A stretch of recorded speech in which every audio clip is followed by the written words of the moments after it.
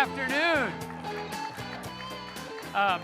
First of all, no round of applause because I could totally blow this. You know this. I've done that before. But welcome, everyone. And you all know my background. How many of you have been with me in a Chris Bird seminar in your life? All right? And most of us have been, and thank you. And a lot of you have been kind enough to ask about my wife, Kay, and Kay is doing fine. She went through some minor surgery yesterday morning on her foot. But there's my bride, Kay, with our first great-grandchild of 8 months ago, all right? And I have to tell you a quick story about that, is his name is Hank, Henry. His middle name is Aaron, all right? So how about labeling a kid with that, Henry Aaron, rest of his life.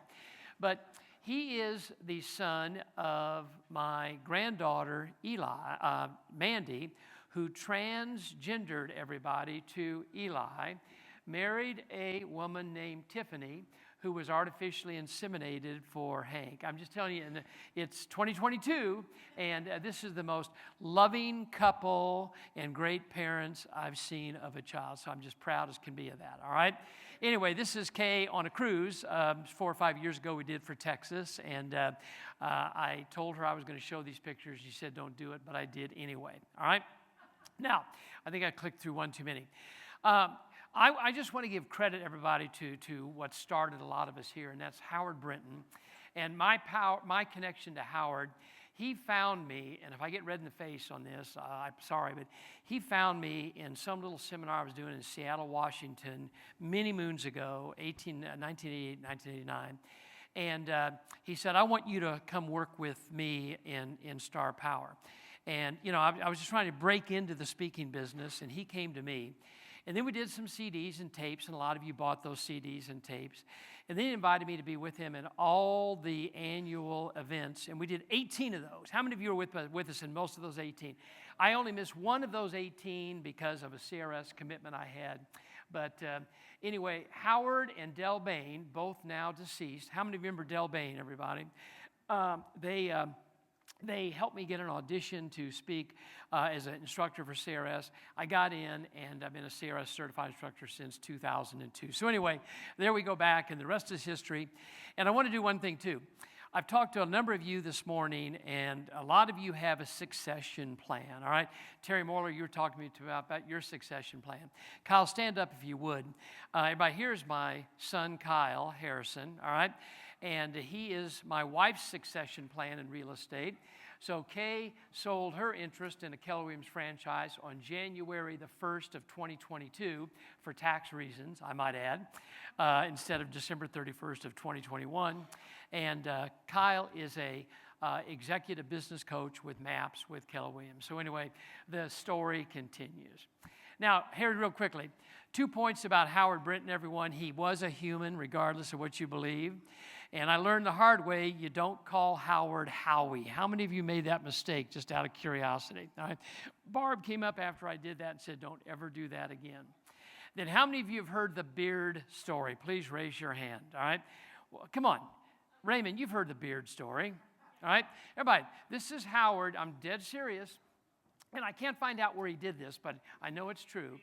The Phoenix, all right, he had a beard, and he was shaving to get ready, trimming his beard, and everybody like this, all right? No cut or anything, but he just trimmed off a bunch of his beard. So only Howard, all right, he cut his beard exactly down this line, all right? And whatever side of his face it was bare, and the other was full bearded. And he walked out on the stage like this, all right, in fully beard, and goes, what do you think about this, all right? And he spoke the rest of the day like that, and that's Howard. How many of you have heard that story about him? I mean, it's absolutely true, and there you go. Okay, so here's the pleasure I get. Number one, I get to talk about nothing that was advertised in the brochure. So whatever you read about to come here, everyone, is not what I'm going to talk about. Why? Because Amy Stair approached me in Phoenix when I was doing Sarah's celebration, and she said, would you speak for us at Star Power? I said, absolutely, I can't wait, all right? But we assumed there would be tax law changes to talk about. 3 months later, everyone, we have no new tax law to talk about, so I'm not going to waste your time and teach you about what they might propose, although I'll end my session about it. So what I've tried to do, and I have soul-searched on this for 3 months, I want to give you some hot tips, all right? And then over the rest of the day, if you see me on break or see me over dinner or over a drink in the bar after we're done with this at 5 or 6, if you got any personal questions immediately afterwards, come up and talk to me about your own situation. So I'm breaking this into two things: taxation issues and financial planning issues, all right? So here we go. First of all, and I know you should all be concerned about this, 1031s have been on the chopping block under two administrations, both Donald Trump and Joe Biden, everyone. How many of you have been involved with a 1031 real estate exchange, all right? And they defer billions of dollars every year. We defer billions of dollars in what we would owe to taxes that we get to invest in the next property. Well, we were surprised that Donald Trump's administration would like to take them away. But everybody, NAR and RPAC, invest in RPAC, invest in RPAC, invest in RPAC. They came in and went and presented to committee after committee, and the 1031 real estate exchange was left on the books under Donald Trump. And then President Biden, on the stump, everybody, stumping to become president, said that he wanted to do away with 1031s as well. It's not in his plan changes as I stand here today. So everybody, again, RPAC fought them off twice, and that's a good thing. But understand this, tax laws do change. So what Congress did do under Trump, they took away the 1031 exchange on everything except real estate. So they took it away on cars, on trucks, on baseball player contracts, on racehorse contracts. They took it away on everything other than real estate. Invest in RPAC, invest in RPAC. Now, for those of you, how many of you own commercial real estate properties? McKissick, raise your hand. Okay. Ubaldini, raise your hand. So for all of you that own commercial real estate properties, this is one of the most significant tax law changes in the last couple of years. It's called the Qualified Improvement Property Rule. And by the way, everybody's getting a complete copy of everything up here. Everybody is being streamed to you already, as I understand it. So you can take all the pictures you want, but you're getting a complete copy, and there should be about 48 PowerPoint slides in that presentation. Here's the deal. They want these new office buildings to be built. They want new warehouses to be built. It's jobs. So if they offer the owners, the lessors, or the lessees fast write-off of the cost of those interior parts of the building, then more buildings might be built. So the original law made us depreciate the interior building components of commercial real estate over 39 years, which is pretty slow. The new law changed it to 15 years, and that is also eligible for immediate write-off. So let me give you an example. Under the old law, if you spend $390,000 on interior building improvements to commercial property, you had to depreciate $390,000 over 39 years, which was $10,000 a year. Now, you can depreciate it over 15 years, which is more than double the deduction, or you can write off the entire $390,000 in the year you spend the money. Everybody, this is good stuff, all right? And this is Congress trying to make an incentive, create an incentive for more jobs, things like this, all right? Now, look at this slide if you would. And I have hardly anything in terms of bad news to give you. Well, now we have another deduction called the 179 expensing deduction and bonus depreciation, which your accountant should know about. And look at the first two places on the right, if you would. The top chart addresses commercial real estate, all right? The fact that we can now fully expense on a commercial property the cost of a new roof, $2 million, all right? We could write off up to $1.080 million of that $2 million. Or a new HVAC chiller on the top of this roof that costs $200,000. Instead of depreciating it over a number of years, we can write it off in the first year. Everybody, again, this is good. So the first box in the right is for commercial real estate.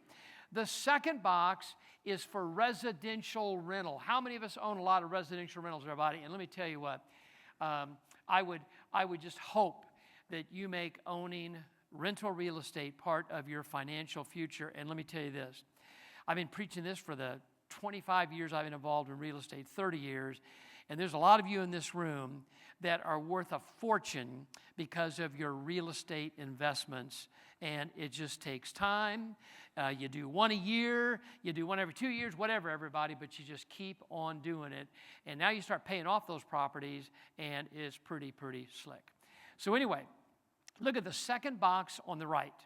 For the first time in my career, you can totally write off the cost of all the stuff you put into the interior of a residential rental property, all right? The blue box is basically for commercial real estate. The middle box, whatever color that is for residential rental. So new appliances, blinds, carpeting, ceiling fans, granite countertops, cabinetry, tile on the floor. You can choose to depreciate that stuff over 5 years, or Raymond, write the whole darn thing off the year you do it. All right? We applianced a number of our properties a couple of years ago, spent $66 grand on new appliances. Kay and I decided to take the write-off in 1 year for $66 grand instead of Sam depreciating that stuff over 5 years. Money gives you choices, and the tax laws give you choices as well. All right, now everybody, back to commercial real estate property owners, and those of you that own large residential rental complexes. If you want some fast tax write-offs, you need to look into the theory of the cost segregation study. How many of you have had one done, everybody? Look at these hands, all right? And here's what you do. You buy a $2 million commercial building, all right? You bring in an engineering firm who never even comes to your place. They send a representative out there to take pictures and all this, and then you send the plans to the engineering company. And then they do a study, and it costs thousands of dollars for the study. And then they tell you, you can take a tax write-off for this much, and it will save you this much, all right? That's the benefit of a cost segregation study, is immediate tax write-offs. You can do this for a building you buy. You can do it for a building you build. And you can also do it for a building you've owned for the last 5 or 6 or 7 years. The cost segregation companies, this is the name of the game, everybody, in commercial real estate properties and large residential rental complexes. Now, I wouldn't waste the money for a cost segregation study on a building that maybe costs $250 grand. In fact, in my opinion, the minimum should be about $500,000 and up. And that's so that the cost of the study is far outweighed by the cost, the tax savings, all right? So once again, how many of you have had a cost segregation study done? Were you happy with the results? All right, who told you about it, just out of curiosity? Where'd you hear about the financial advisor? Where'd you hear about it? You mean you listened to a Chris Bird seminar? Listen, this is nothing new, everybody. Cost segregation studies have been around for a long time.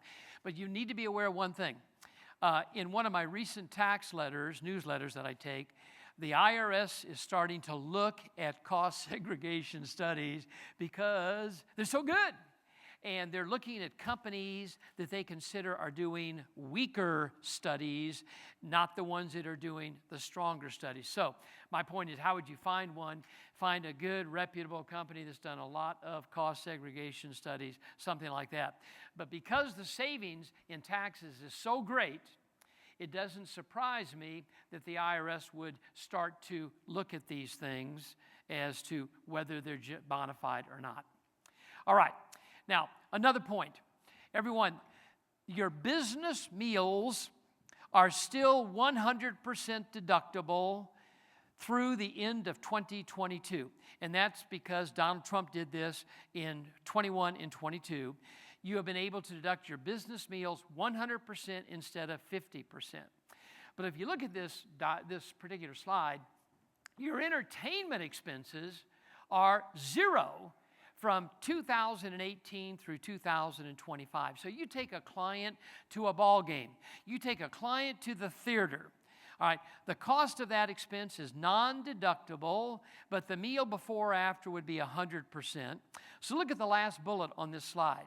So instead of doing non-deductible entertainment, then make it business advertising or business promotion. Have a client appreciation event like I know a lot of you do, all right?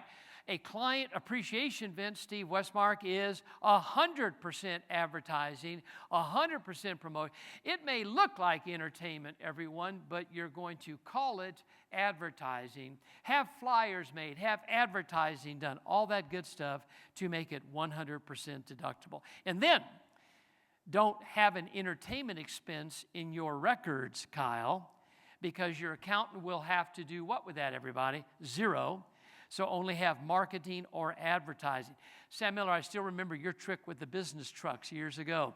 Sam would have 3 trucks, everybody, but he'd have 10 numbers, 1 through 10, all right? I learned this many years ago. And he'd go out once a week and put a different number on his truck so people think he had 10 trucks when he only had 1 or 2 or 3, all right? You still do that, Sam? Very good. All right, everybody, yell out, the Augusta rule. Everybody, you listen carefully on this. All right, how many of you have heard of the Augusta rule? All right, no, you haven't. So I spent 3 days in Augusta, Georgia at the end of June doing a CRS course and then one of my own courses for Market House Realty in Augusta, Georgia. And boy, because I was there, I really honed down on this. The Augusta rule is a tax loophole, dead serious, been around for years, that if you own a home or a second home, not just your principal residence, and you rent it out for less than 15 days a year, the rent is tax-free. Everybody? Now go with me. Augusta, Georgia is home of the Masters tournament every year, golf. Pros come in from all over the world. Everybody, the best 80 or best 100, whatever it is, and they play there. Found out 3 weeks ago that over 1,000 homes in Augusta, Georgia, rent for 7 to 10 days every year. And who's from Augusta or somewhere? I got people shaking their head. And when realtors list homes down there, they say 3 or 4 or 5 months of your mortgage payment is going to be made for you if you rent your house out during the Masters tournament. And people with rental properties, everybody, give their tenants an incentive to leave for the 7 days, all right, so they can bring in this big money. And I've been hearing numbers. The average is $11,000 to $15,000. And let me just leave you with this: if you think Tiger Woods stays at the Motel 6 when he plays at the Masters, I understand he rents the same house every year for about $50,000, all right? So here's my point. Now, all this is good, and here's the law, all right? Now, look at the bold middle paragraph. What does the law say, all right? It shall not be included in gross income. Look at the first paragraph, if rented for less than 15 days, all right? So the last paragraph talks about my experience in Augusta. Now, maybe you don't own a home or a second home where somebody wants to pay you that kind of money. But when they have the Olympics, this happens. For those of you from Utah, Park City, Utah, when you have the Olympics in Atlanta, Georgia, the same thing happened, everybody. Every year for the annual All-Star game, people rent their properties out. Minnesota, Steve, when you had the Super Bowl, the condos were renting all over the place under this rule. But how can you use this? How many of you, just out of curiosity, are an S or a C corporation? Please raise your hand. And that's the majority of us. So here's where you go. Let me hit the law with you again. You can rent your first home or your second home out for up to 14 days, less than 15, and the rent is tax-free. Therefore, and now I'm just stepping over a line a little bit, but I don't mind stepping over a line. Now I want you to talk to your accountant about renting your house out to your corporation for monthly or every couple of months board meetings. You have how many of you have heard of this, everybody? I'm not the first one to tell you this, all right? And I'm telling you, your accountant may say, you can't do that. And this is totally legit. So your corporation would be able to deduct the board meeting rental expense, and it would be tax-free to you. There's the gimmick, all right? And everybody, you'd have to charge arm's length rent for it. I'm not getting much of a response or much of a indication back from you. But hey, talk to your accountant about it, and having the documentation to prove it, what you charge and things like that is the key. I'll take a question on this, yes. The arm's length is you can't pay yourself $5,000 a month, all right, for a one-day meeting at your house where you could go rent a room at this hotel for $1,000 for that same day. That's what arm's length means. Talk your market rate. Talk to your accountant. Yes.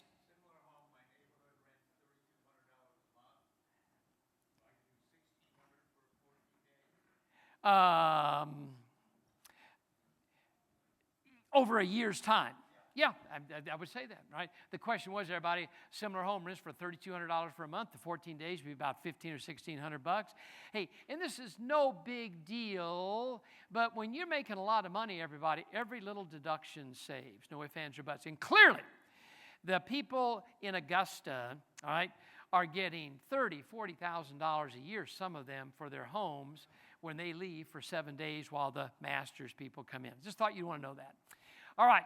So you've been hearing about the heavy vehicle write-off for the 30 years I've been teaching you. How many of you have bought the heavy SUV? Get your hands up. Come on, come on. How about the pickup truck, everybody? All right? And by the way, everybody do this if you would. Everybody do this exactly. Come on, everybody do this. Everybody do this exactly what I'm doing. All right, everybody?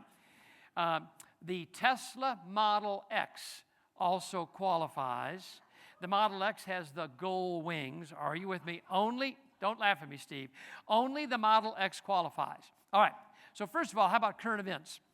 For those of you, look at the board. For those of you that use the standard mileage rate, because of gas prices in this country, look what the IRS did. So the standard mileage rate was 58.5 cents for the first 6 months of the year. And then on July 1st, they announced that they were raising it to 62.5 cents. For those of us that use the standard mileage rate. All right? So there's a current change in the law. Or you're going to use actual cost, and I think a lot of you use actual cost. Tires, batteries, fuel, gas, depreciation. And look at the word I have underlined up here, depreciation. So let's talk about depreciation. This deduction is still as big as it ever was. It's now bigger with the cost of cars being so much more. So if you go out and buy the heavy SUV, everybody, I've been teaching this for 30 years, nothing's changed. What does that mean? Look at the sticker on the driver's side door, and in the upper right-hand corner of this sticker is the GVWR, and that's got to be more than 6,000 pounds. I've been telling you this consistently for all the time I've been with you, all right? Nothing's changed. So you buy this vehicle that qualifies, and it costs 60 grand, and you use it 100% for business, you can write off 60 grand. And I'll guarantee you I'm responsible for selling at least 100,000 of these in my career, all right? Most of them in December of the year, all right? Right, Steve? Right? Right, Sam? Because you go see your accountant, and your accountant in December says, Sam Miller, I got good and bad news. What's the bad news? You owe a lot of tax, all right? Well, what's the good news? You made a lot of money, all right? So a lot of these vehicles, everybody, have been sold in the last couple of months of the year. Nothing's changed. Now look at the board. So I would not tell you get 100% business use, all right? What if it's 90%? Look at the board. 90% of 60 would be 54,000. 80% would be 48. But what if that was $120,000, everybody? Model X, all right? 100% would be 120. 90% would be 108. This is a tax changer, all right? This can change your tax liability in a minute. But the only trouble is, remember, the taxes are always just timing. So you get this big write-off in 2022 because you buy this thing by 12/31. then in 2023, everyone, you've already gotten your tax savings on the purchase. So don't go to your accountant complaining, how come I owe so much more in taxes? Taxes is always just timing. Now look at this. So here's your pickup truck. The pickup truck with the same GVWR, everyone. And for those of you that live in more rural areas, this thing is a standout deduction as well. All right? Nothing's changed. Now, a real quick footnote. A lot of you are making a mistake of writing charitable contributions out of your business checking account. Why, everybody? They hit you up at the office or whatever, all right? And I'm telling you that when your accountant gets your tax material at the end of the year, there's only one entity that is allowed to claim a charitable contribution, and that is a C corporation, and I know I have at least one of those in this room. But most of you are not C corporations. You're either an LLC or an S corporation, or you're a sole proprietorship, and you cannot write off your charitable contributions as a business expense. Get over it, all right? So look at what I say. So instead of giving charitable contributions, do sponsorships. Sponsor a bowling league, all right? Sponsor a Boy Scout team, all right? Sponsor, for you up north in Minnesota, a curling team, Westmark, all right? Curling team is the beer drinkers bowling, okay? Okay, I'm serious. The Northern Beer Drinkers Bowling. But anyway, why do something that's not a business expense when you can do it in the form of a business expense? Heck, hang a poster over bingo on Friday night at your church or synagogue, everyone, all right? And pay for that sponsorship through that advertising through that means. Advertise in your church bulletin. All of that's deductible, but I'm telling you, you simply write a check to Boy Scouts of America, everybody. At the end of the year, your accountant cannot write it off as a business expense.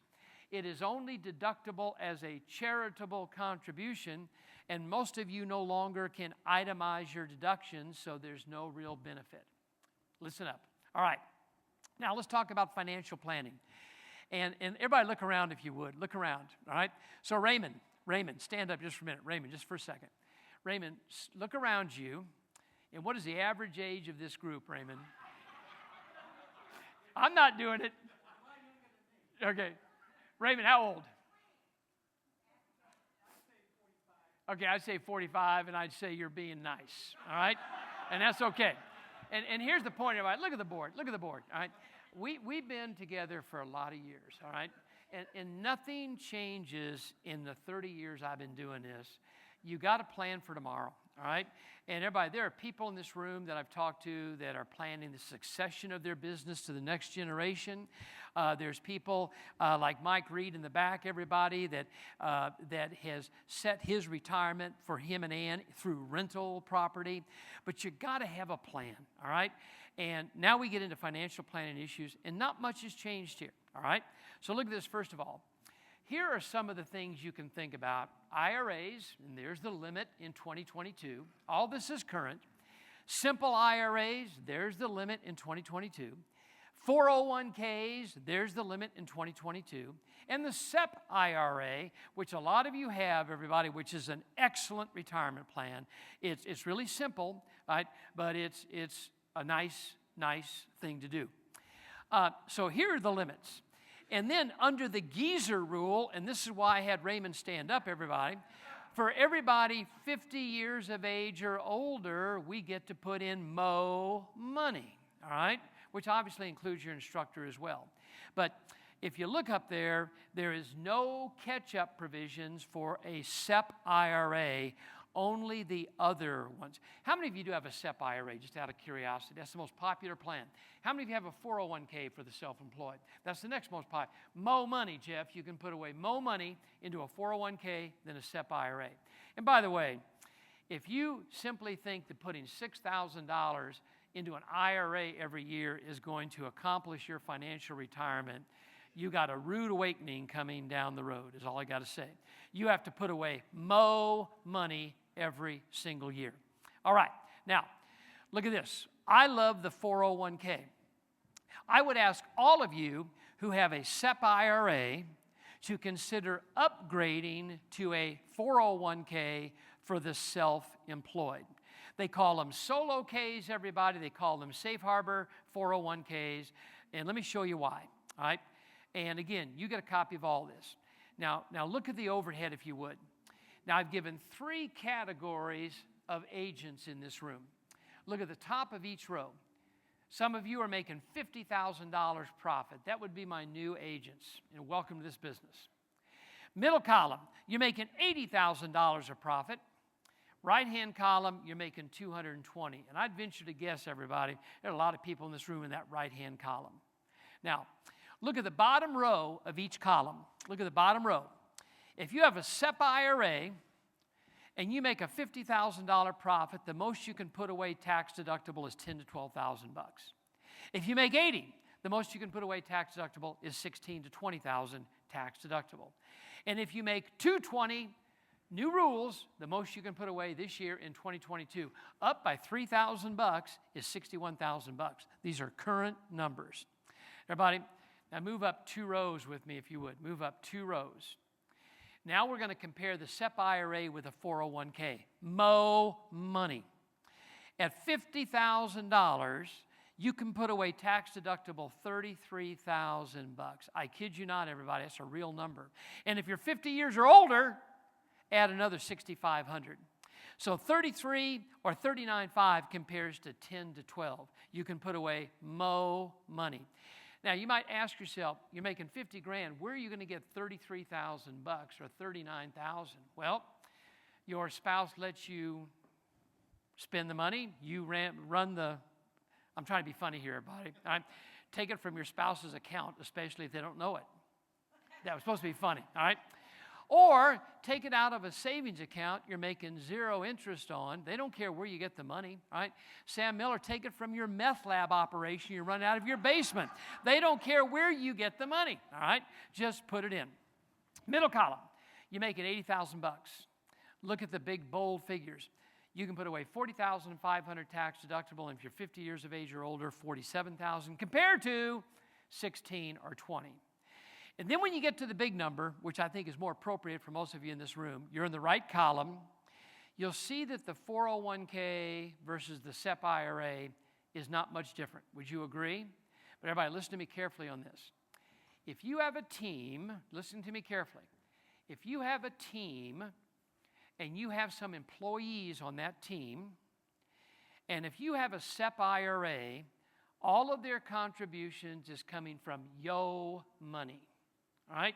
But if you have a 401k and you have a team and you have employees, most of the contributions to the retirement plan come from their money, not yo money.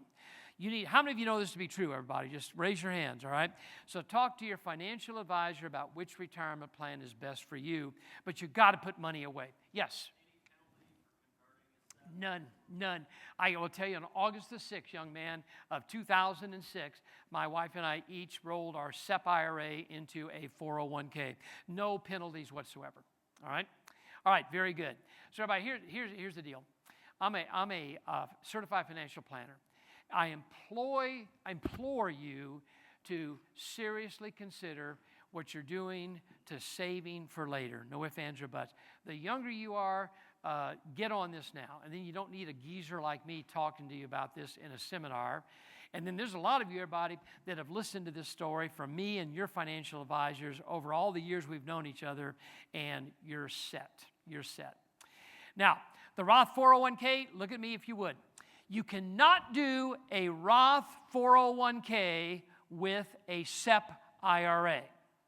But if you adopt the 401k, you can add a Roth 401k to it. All right? And by the way, you ought to take a look at the story. You get bored with me talking. But there's a gentleman, everybody's name is Peter Thiel or Tile, whatever it is. He has over $3 billion in a self-directed real estate IRA. All right? I said that wrong. In a self-directed real estate Roth IRA that he has had for a number of years. And Congress is so upset with him that anybody would have billions of dollars in a tax-free account, all right, and they want to curtail the rest of ours ability to do it because he's so outlandish with what he's done. I'm just telling you that this guy's smart. Look up the article. Okay, now, everybody read the top letters on this one if you would. Read the top words, please, out loud. Who in this room has a defined benefit plan, just out of curiosity? Everybody listen to me on this, all right? And look at the last bullet on this page. I know of at least 2 of Howard Brinton's stars, now retired, who both called me in the last 2 years saying thank you for introducing the concept of the defined benefit plan to them. Some of you probably know who they are. And one of them was retiring from the business of real estate with over $5 million in their defined benefit retirement plan. And the other one came up at Celebration in Phoenix just in the last 3 or 4 months and said thank you. They were retiring with over $4.5 million in their retirement account. And that's all I'm going to say. You can figure out who it is if you want to. It's nothing but a compliment to them. But look at this. So before I gave you these numbers, all right? So I gave you $33,000, $40,500, $61,000, all tax deductible. But what if I told you those numbers could be 150 grand, 200 grand, all right? Because everybody, here's the deal. Look at my hands. The defined benefit plan allows you to put enough money in every year that when you retire, there will be enough money in that pool that will pay you $245 a year for the rest of your life. Are you with me on this? All right.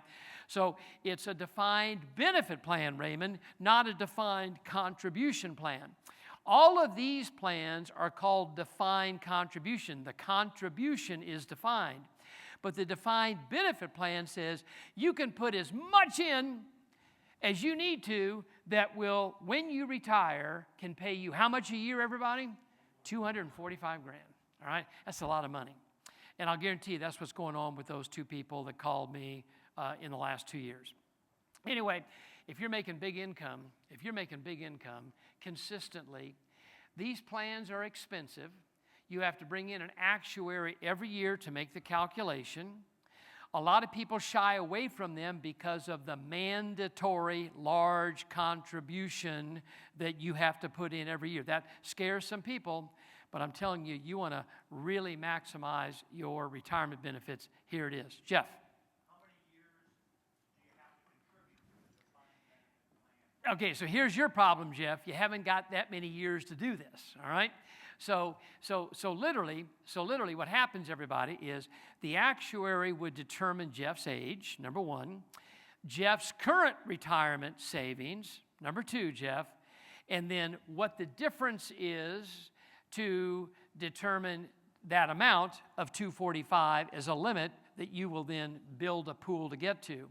And the less you have now, Jeff, and the less time you have to get there, the bigger the contribution will be. Now, vice versa, if somebody in this room is 20 years of age looking at this, everybody, their contribution would be a lot smaller because they got so much more time to build this fund up. And I know that makes sense. All right? So, Jeff, the actuary will tell you. All right, very good. Now, everyone, how about this? The self-directed IRA. And I'll never get through them on my slides, and that's okay too. But how many of you have done a self-directed real estate IRA over the years, okay? So at least in this room, there's 5 of us, all right? And I currently own a beautiful single-family rental, everybody, in my self-directed IRA. So it's a combination of the tax-deferred IRA and a real estate investment, which I've told you y'all need to get into. And you have to use a special asset tree. Nothing's changed in this in the 30 years that I've been teaching. It's just that many are called, but few are chosen. You go talk to your accountant about this, they will tell you don't do it. You go to your attorney about this, they will tell you it's illegal. So you better walk the walk and talk the talk if you're going to do it yourself. Now look at this. You've got to find a special asset trustee because Merrill Lynch will not help you. Edward Jones will not help you. You've got to go to companies like this. And probably the biggest one up there that you'll be able to research is Equity Trust out of California. They started this whole thing years ago. But here's the deal. there's as many advantages, all right, and here's all good advantages. But notice I've got 4 advantages, and then I've got like 7 or 5, whatever, disadvantages, because they are complex. You get told don't do it, but I still recommend you consider it if you want to combine IRA investing and not go into stocks or mutual funds, but go into a piece of real estate that you want to buy as a rental property.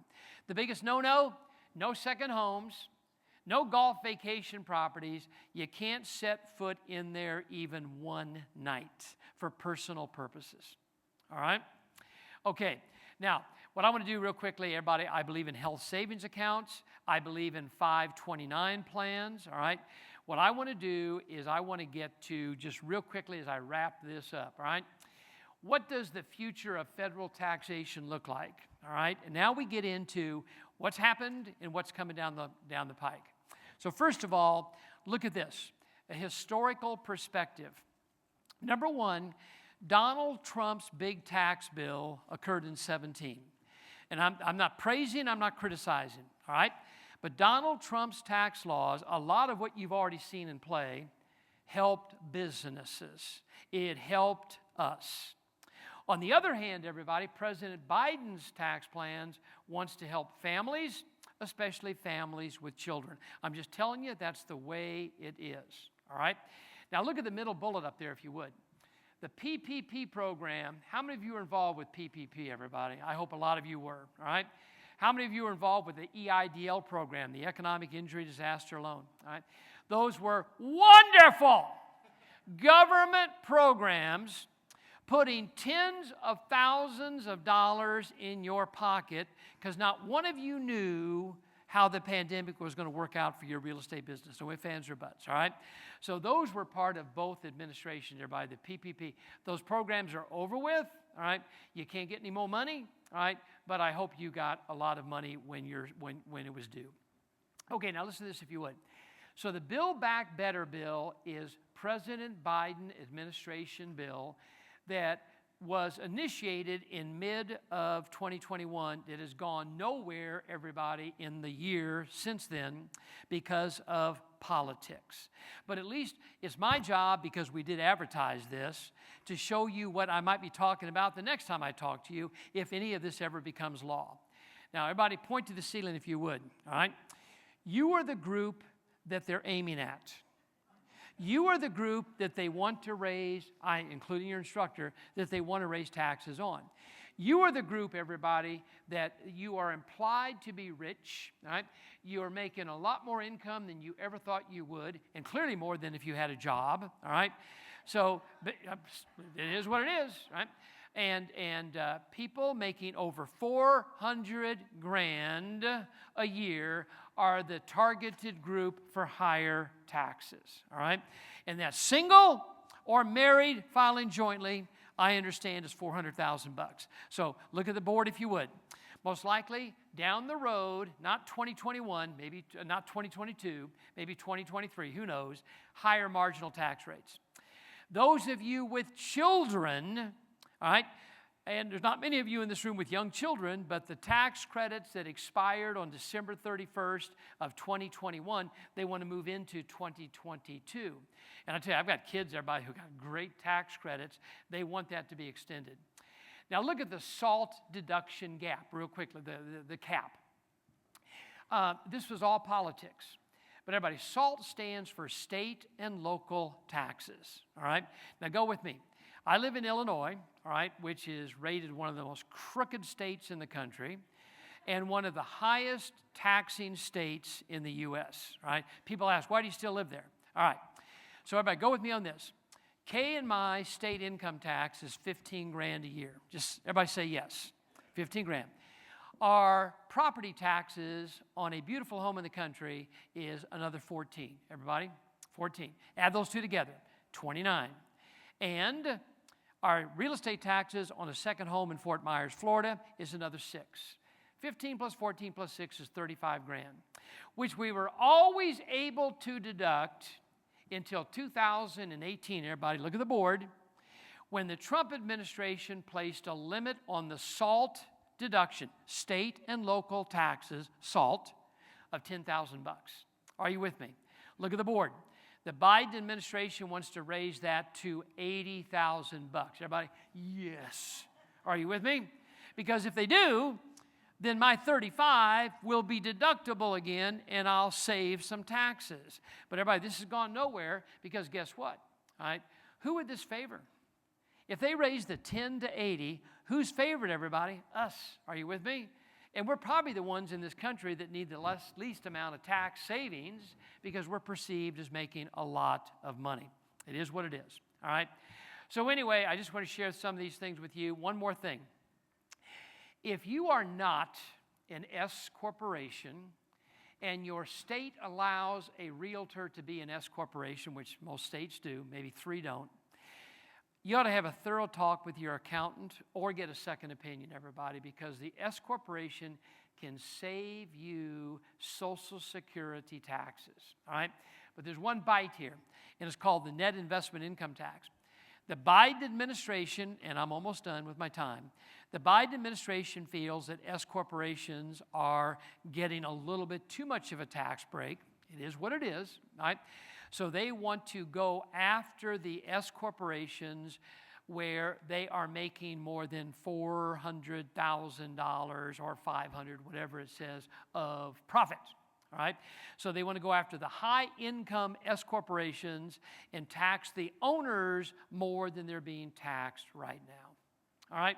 Everybody, there we go. Basically, I just want to share some of these things with you. I hope you enjoyed this. Come up and talk to me. I'll be more than happy to talk to you. God bless. All right?